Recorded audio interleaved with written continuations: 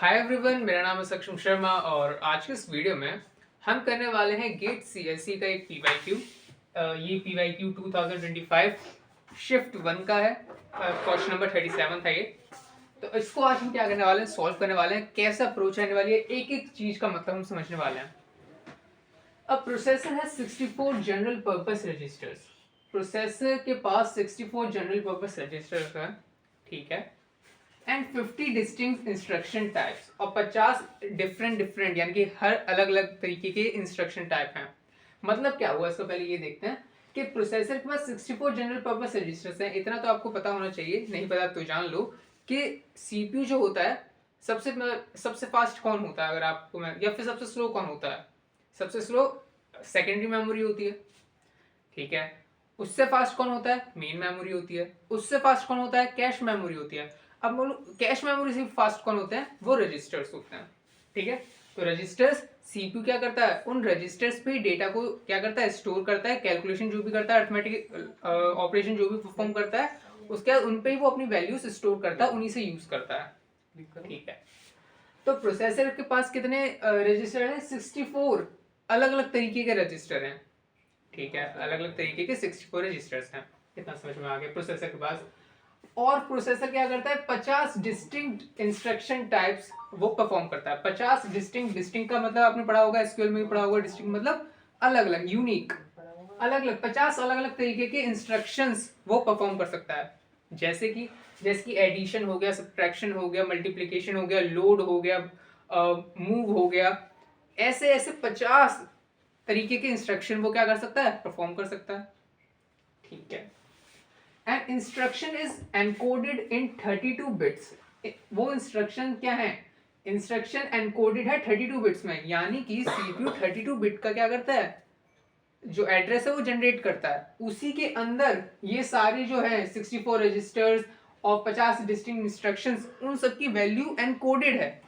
कहने का मतलब क्या है, जैसे बोलो इसमें लिखा 64 जनरल पर्पस रजिस्टर्स होते हैं, और सभी को अगर मुझे यूनिकली मैप करना है, तो मतलब मशीन को कैसे पता चलेगा ये रजिस्टर नंबर 1 है, ये 2 है, ये 3 है, ये 4 है, कैसे पता चलेगा।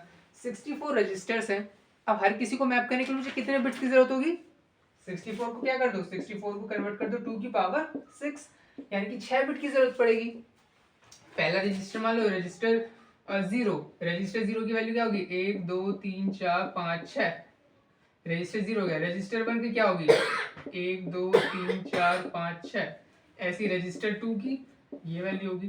तो ऐसे कंप्यूटर क्या करेगा, 6 बिट का यूज करके अपने सभी के सभी रजिस्टर को एक्सेस वो कर सकता है। ऐसे 50 डिस्टिंक्ट ऑपरेशन वो परफॉर्म करता है। लेकिन अगर जो एक इंस्ट्रक्शन को परफॉर्म करने के लिए किसी एक इंस्ट्रक्शन में क्या करना है, उसको एडिशन परफॉर्म करना है, तो वो कैसे करेगा। 50 डिस्टिंक्ट इंस्ट्रक्शन परफॉर्म कर सकता है वो। 50 को कैसे एलोकेट कर सकते हो, मतलब कितने बिट्स आप दर्शा सकते हो। बोलोगे तो 2 की पावर में आता ही नहीं है, 2 की पावर में ये तो आता ही नहीं है। तो 2 की पावर अगर मैं 5 लिख दूं तो ये 32 होता है, जो कि इससे कम है। तो मैं 2 की पावर 6 लूंगा। 2 की पावर 6 64 हो गया।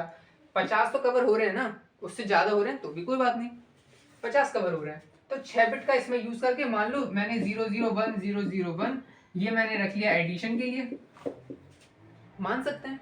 ऐसे मैंने कोई भी नंबर वो रख लिया लोड के लिए, ऐसे सब्ट्रैक्शन के लिए, मल्टीप्लिकेशन के लिए, मूव के लिए, बहुत सारे होते हैं इंस्ट्रक्शन। तो ये 50 इंस्ट्रक्शन कर रहा है, 50 इंस्ट्रक्शन परफॉर्म कर रहा है तुम्हारा प्रोसेसर।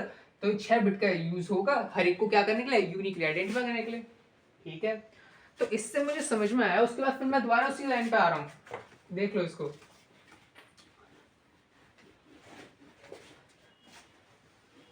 मैं दोबारा इसी लाइन पे आता हूँ। Process an instruction is encoded in 32 bits.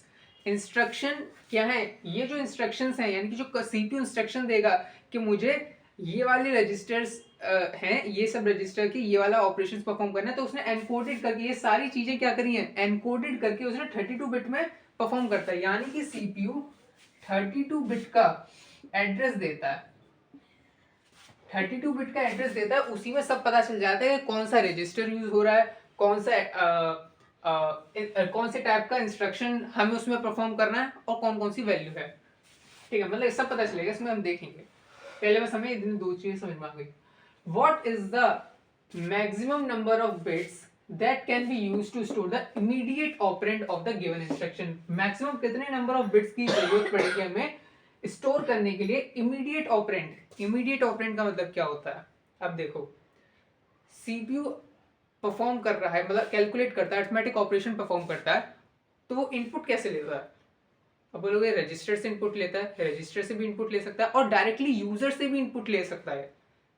ठीक है, अपनी जो कैलकुलेशन उसने करी, कैलकुलेशन को फिर कहीं स्टोर कर देता है रजिस्टर पे, फिर उसको यूज कर लेता है। ठीक है, फिर कुछ ना कुछ परफॉर्म करके कहीं पर अपना फिर कैलकुलेशन स्टोर कर देता है, फिर रजिस्टर का तो यूज कर रहा है, रजिस्टर से भी इनपुट ले सकता है और कहां से इनपुट ले सकता है? यूजर से भी इनपुट ले सकता है। यूजर से डायरेक्टली उसने वैल्यू ले ली 25, 30, 22, 23 जो भी वैल्यू है, तो उसको इमीडिएट ऑपरेंड कहते हैं। इमीडिएट ऑपरेंड मतलब जो इमीडिएट यूजर ने ही हमें क्या दिया है, प्रोवाइड किया है, कोई रजिस्टर से हमने नहीं उठाई, ना किसी मेमोरी लोकेशन से हमने उठाई।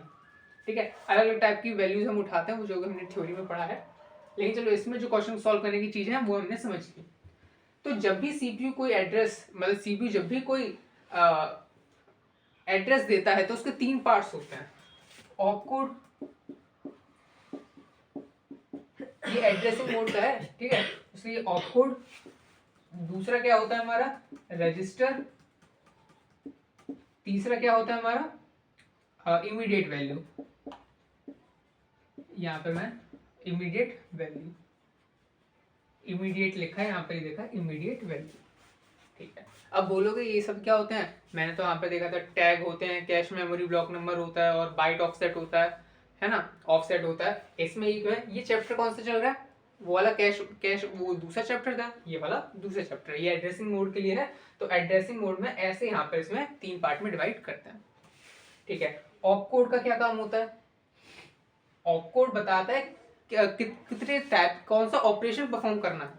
जैसे मैंने ऑपकोड में आपको बताया ना, addition, subtraction, multiplication, move, out, load, ये सब, तो ये सब कौन सा ऑपरेशन परफॉर्म करना है वो ये वाला पार्ट बताता है। ठीक है, कौन सा रजिस्टर से मदद लेनी है, कौन से रजिस्टर से वैल्यू उठानी है, वो ये वाला पार्ट बताएगा। इमीडिएट वैल्यू कौन सी है, बाकी की बची हुई बिट्स इसके लिए होती है। तो हमें ऑपकोड, ऑपकोड यानी कि ऑपकोड यानी कि कौन कितने टाइप के इंस्ट्रक्शन को परफॉर्म कर सकता है, कितने टाइप के कर सकता है? 50 डिस्टिंक्ट इंस्ट्रक्शन परफॉर्म कर सकता है। 50 डिस्टिंक्ट इंस्ट्रक्शन, 50 को 2 की पावर में कैसे लिखेंगे? 2 की पावर 6 लिख लेंगे ना।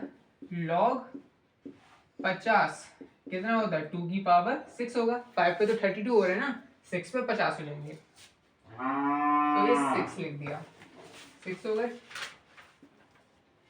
रजिस्टर का क्या होगा? रजिस्टर पे कितना है? 64 जनरल पर्पस रजिस्टर है। सीपीयू के पास 64 जनरल पर्पस रजिस्टर है। सभी को अगर आपको यूनिकली आइडेंटिफाई करना है, क्या करना है? कितने बिट्स की जरूरत पड़ेगी? 6 बिट की। वही है, log 64 कितना होता है? ये सब तो याद होगा, 6 बिट होगा। 2 की पावर 6 लिखना है आपको, 2 की पावर 6 नहीं, log 2 की पावर 6 लिखता तो 6 बिट होगा। इसका भी क्या होगा? 6 होगा, 6 हो गया इसका भी। अब इमीडिएट वैल्यू कितनी बची? दोनों का प्लस, इससे माइनस। 6 में से 6 12 कितना आया? 12, 20 आ गए। ये आ गई इसकी वैल्यू। क्या पूछा है? What is the maximum number of bits that can be used to store the immediate operand of the instruction? 20 bit. 20 bit का आंसर हो जाएगा। लेकिन सर ये भी तो दे रखा था कुछ, ये क्या दे रखा है? एडिशन परफॉर्म कराया जा रहा है, रजिस्टर 1 से वैल्यू ली जा रही है और इमीडिएट वैल्यू कौन सी है? 25। ये चीज है। ठीक है, तो जैसे कि मान लो एडिशन के लिए, मान लो एडिशन के लिए एडिशन है और सब्ट्रैक्शन के लिए अलग है। मतलब एडिशन के लिए मान लो 0 0 1 0 0 1 यूज हो रहा है, 1 2 3 4 5 6। सब्ट्रैक्शन के लिए 0 1 1 0 1 1 ये यूज हो रहा है। ऐसी और सारी चीजों के लिए भी यूज हो रहे हैं। तो इसको रजिस्टर जब सीपीयू जनरेट करेगा एड्रेस, तो कैसे करेगा? अभी तो आंसर आपने निकालना सीख लिया, कैसे निकालते हैं। अब इसको थोड़ा लॉजिकली समझ लेते हैं। अब क्या करना है? ऐड करना है। तो ऐड के लिए कौन सा नंबर है? ये है। तो सीपीयू जनरेट करेगा 0 0 1 0 0 1।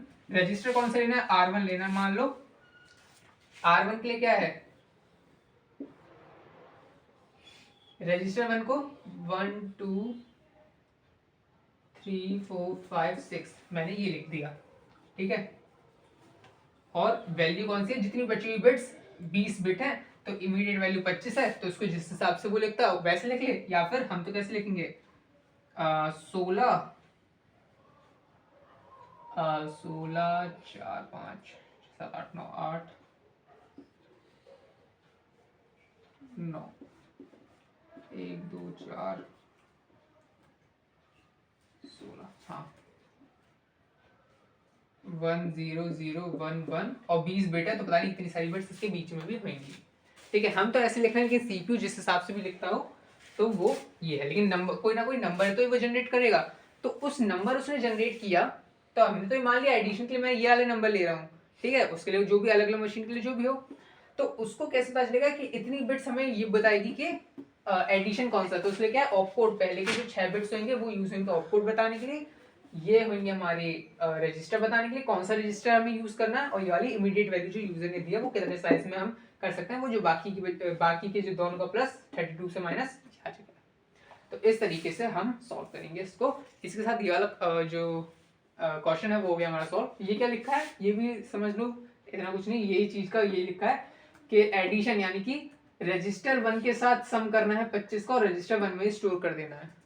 ठीक है, सम करना है तो सम के लिए ये है रजिस्टर 1 की ये रही वैल्यू 25, यहाँ पर ये वही चीज है। तो इसी के साथ हमने ये वाला क्वेश्चन कर लिया solve. So thank you for watching this video.